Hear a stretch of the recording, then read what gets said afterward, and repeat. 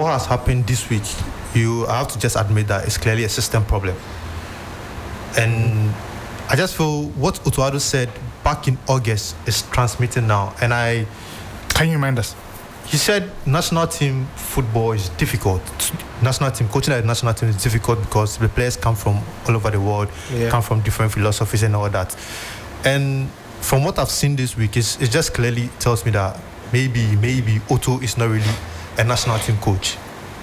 Maybe he's more accustomed to club football. Like Hansi Flick?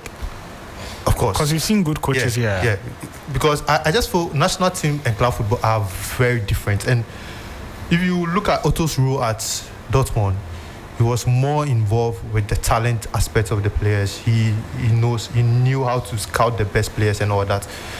But he comes to the national team and he basically has to do a lot of things. He has to map out the strategy, the tactics and all that. But you could clearly see that he falls short at some point. As you rightly mentioned, you have to know the profile of the players you invite. Because one thing that struck me from the 2 games against Sudan was that when the going got tough and when he needed a goal, he brought in a player who received a late call-up. That was Michael Beidou. Mm-hmm. And I was asking myself, so what if Partey hadn't pulled out?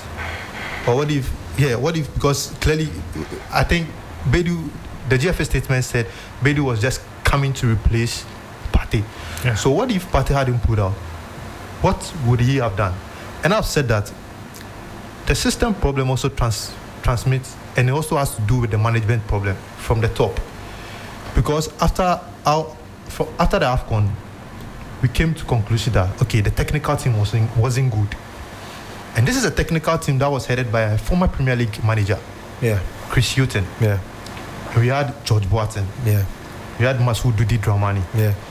And the goalkeeper's trainer, I believe, was Richard Kingston. Yeah. And I think a week after the AFCON, the committee that was put in place, they came up with 5 qualifications. And if you remember, one of the qualifications was 15 years experience. Yeah. Having the highest coaching license. Yeah. And also being a proven winner. Yes. Proven winner between national and club football. Mm-hmm. And I asked myself, how did Otto manage to secure this job? Unless the GFA wants to tell us that.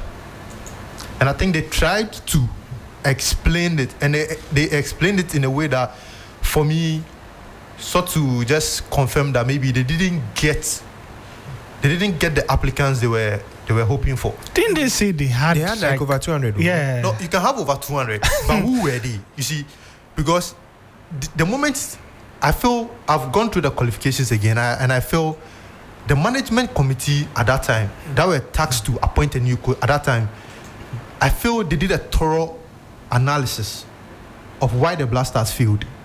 Mm-hmm. And they came out with those 5 qualifications. Because if you look at those 5 qualifications, if they are stick to that, I tell you, we will not be losing to Sudan.